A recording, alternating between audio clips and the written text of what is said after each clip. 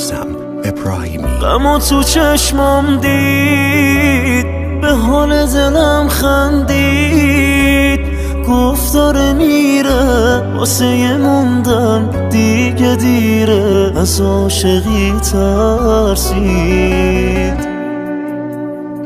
منم و بغض و هوا ابری و سرد و سیاه، دونه دونه دونه عشقام روی عکساش، گرمی دستاشون کیه باهاش. به هر خواهشی بودم اون کنارم، یه عمر دیگه دلخوشی ندارم، مثل ستاره بود تو آسمونم، تا آخرین نفس تنها میمونم. یادش نمون میگفت شونه به شونه زندگیمونو میسازیم، میگفت تا آخرین نفس نفس هامونو پای هم میبازیم.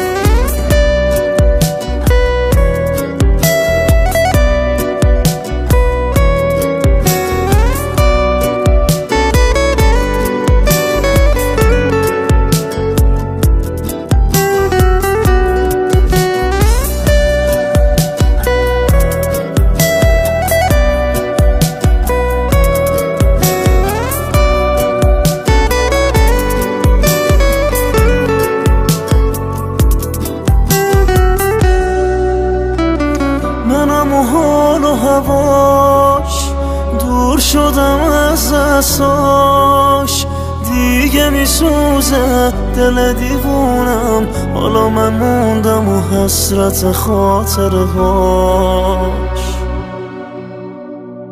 منم و بغض و هوا ابری و سرد و سیاه، دونه دونه دونه عشقام روی عکساش، گرمی دستاشون کیه باهاش.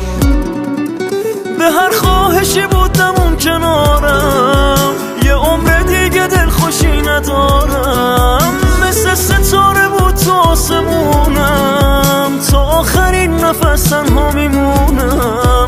یادش نمون میگفت شونه به شونه زندگیمونو میسازیم، میگفت تا آخرین نفس نفس هامونو پای هم میبازیم.